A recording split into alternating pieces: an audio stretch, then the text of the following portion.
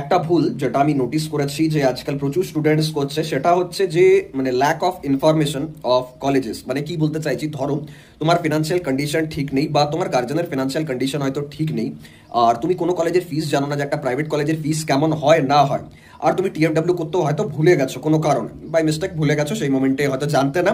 এবার তোমার র্যাঙ্কটা ভালো নয়, তো তুমি জানো তুমি প্রাইভেট কলেজই পাবে। তো তাহলে এবার গল্পটা হচ্ছে তুমি এডুকেশন লোন নিবে, নাহলে স্টুডেন্ট ক্রেডিট কার্ডের থ্রু দিয়ে পড়বে। তো যদি এরকম সিচুয়েশন থাকে তাহলে ওই ডিসিশনটা নেবার টাইম কিন্তু ওই চয়েস লকের আগে অবধি। কেন বলতে চাইছি দেখো, বোঝার চেষ্টা করো।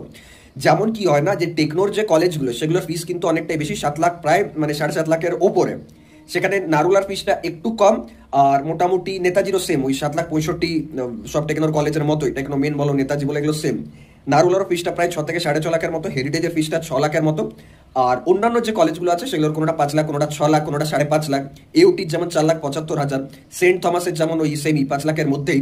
তো ব্যাপার হচ্ছে যে তোমরা অনেকেই কিন্তু প্রপার ইনফরমেশন জানো না যে কোন কলেজের কত ফিস, এবং সেই অনুযায়ী তোমরা কিন্তু কি করেছো, 8-10 জন হেরিটেজ, টেকনোমেন, নেতাজি, হলদিয়া এরকম সাজিয়েছে, তুমিও কিন্তু সেম সাজিয়ে নিয়েছো। বাট এরকম করাটা কিন্তু উচিত নয়। কারণ দেখো, যার ফিনান্সিয়াল কোনো কনসার্ন আছে বা যে হয়তো মানে যার গার্জেন হয়তো চারদিকে সব কিছু মানে রিগার্ডলেসে নিজের ছেলে বা মেয়েকে পড়াতে চাইছে যে আমি বিক্রি করে দেবো দরকার হলে সব বা ধার নেব, সেখানে কিন্তু অবশ্যই একজন স্টুডেন্টের উচিত যে এমন কোনো ব্রাঞ্চ নিয়ে পড়াশোনা করা যেটার আরওআই ভালো, কলেজ যেন ভালো হয়, ব্রাঞ্চ যেন অড না হয়। আবারও বলছি, কলেজ যেন ঠিকঠাক হয় আর ব্রাঞ্চ যেন মানে অড না হয়। অড মানে লাইক একদম CSC, cyber, IoT, applied electronics, এই ধরনের অড ব্রাঞ্চ নিয়ে সেজন্য পড়াশোনা না করে।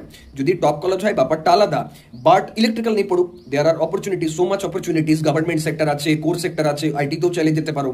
যদি কলেজটা একটা ভালো পাওয়া যাচ্ছে তো মানে আমি এটাই বলবো যে যারা লোন নিয়ে বা স্টুডেন্ট ক্রেডিট কার্ড নিয়ে পড়বে, আর যাদের ফিনান্সিয়াল কনসার্ন আছে, ব্যাকআপ নেই, স্ট্রং ব্যাকআপ, তারা কিন্তু ভুল করো 10 জনের দেখে পর কোনো ভুল কলেজ সিএসসি পাবার চক্করে বা কোনো এমন কলেজে কোনো অড ব্রাঞ্চ নিয়ে পড়াশোনা করতে যেও না। Otherwise you will face problem after 1 year, after 2 years. তার কারণ কি, অনেক প্রবলেমস আছে ডিউরিং স্টাডিজ নয়, যেখানে এক্সট্রা খরচ হয়। 4 বছর পরে যদি একটা প্লেসমেন্ট সিকিউর না করতে পারে একজন স্টুডেন্ট, সেখানে কিন্তু প্রবলেমের একটা জায়গা থাকে। হ্যাঁ, যদি একজন স্টুডেন্ট মেরিটোরিয়াস হয়, স্টুডিয়াস হয়, that's another thing, he or she can handle that pressure or that burden.